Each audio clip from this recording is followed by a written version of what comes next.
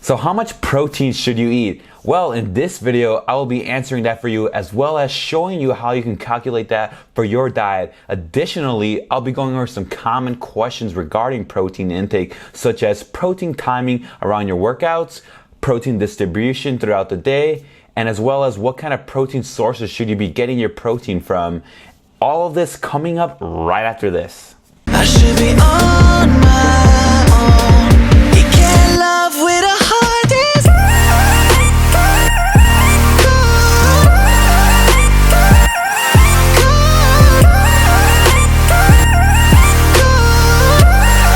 You can't love with a heart is cold.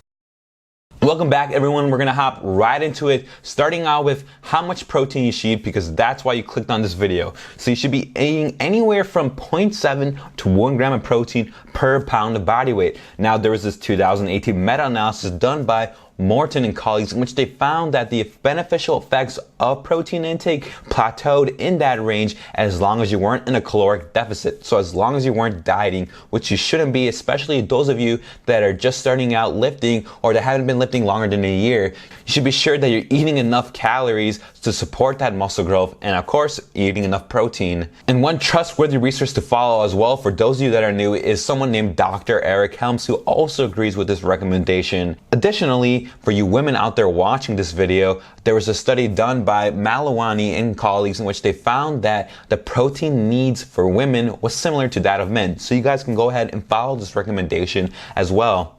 Now, what are some common questions regarding protein intake? Because I'm sure you have some questions right now.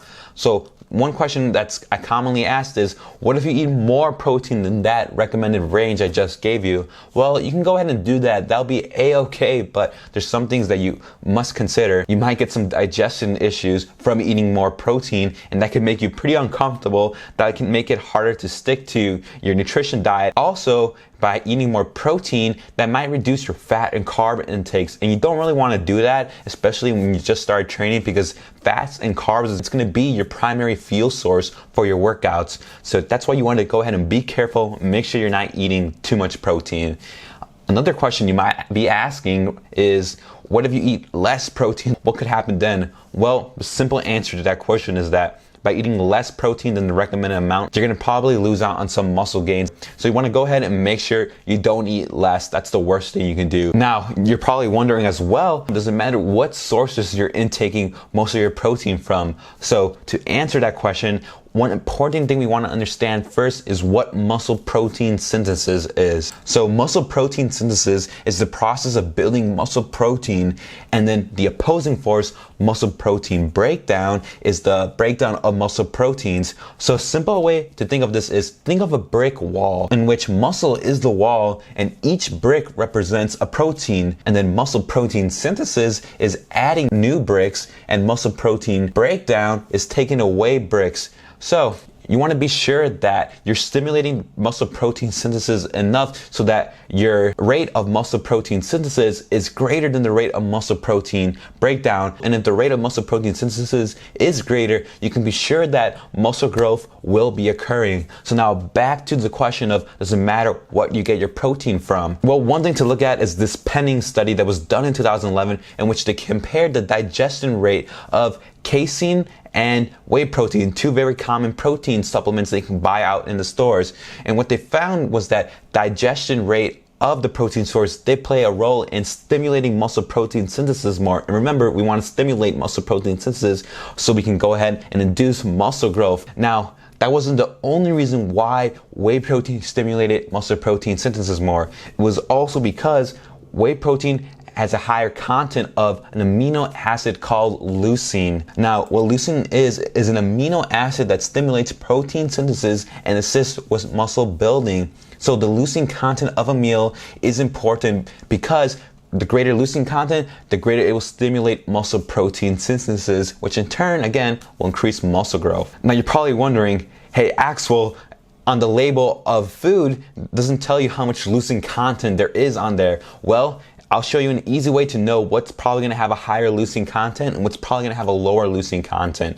So anything coming from animal sources, things such as whey protein, things such as chicken, beef, these foods come from animal sources, so these are gonna have a higher content of leucine. Now, foods that have protein but have a lower content of leucine would be things coming from plant sources, so vegan protein, rice, bread. These foods have some protein, but they also have a lot lower leucine content. Now moving on to protein timing. Does protein timing matter? Well, I'm sure a lot of you guys know that one person that right before their workout, within an hour, they'll take a scoop of whey protein and drink that right up, and then immediately after their workout, they'll go ahead and have another scoop of whey protein and again drink that right up. So do you have to do that in order to get the most amount of muscle growth possible? Is that really important to do? Well, there was this 2013 study done by Schoenfeld and colleagues in which they found that by taking protein supplementation within 1 hour before your workout or 1 hour after your workout only provided a very small effect on muscle growth. So essentially, it didn't really matter if you did that or not. That at the end of the day, what did matter was that you made sure you had your required protein intake for the day. Now, what about protein distribution? And I'm sure you heard a lot of times before that, hey, you can only digest this amount of protein at this amount of time. You don't want to cram all your protein in one meal. Or I'm sure you heard the other extreme where some of these bodybuilders having like 6 to 8 meals each day, protein in each of these meals, a whey protein shake in each of these meals. Now, do you have to do either one of these extremes? Well, there was a study done in 2014 in which they found that yes, having some sort of protein distribution did cause some sort of benefit to muscle growth, but essentially the golden rule to follow is having at least 3 meals containing 20 to 40 grams of protein spread at least 3 hours apart each day. So essentially by following that rule, nice and simple, you can go ahead and make sure you're getting the most amount of stimulation to muscle protein synthesis, thus maximizing muscle growth. Now, the final thing I want to leave you guys off with is that at the end of the day, out of everything we just covered, which is protein intake, protein distribution, protein timing, protein sources, the number one most important thing is your protein intake. This is the thing you want to focus on the most, and I want to show you guys my results over the years from 2017, 2018, 2019, that each year I got stronger and I got leaner, and that was just from focusing on my protein intake. So I'm sure you guys are tired of hearing me say focus on your protein intake, and now you just want to know, how do you calculate how much protein you should eat? So I'm going to show you an easy example of someone that weighs 180 pounds. The first thing you want to do is take 180 pounds, multiply that by 0.7, it's going to be your minimum protein intake, and that will give you 126 grams of protein.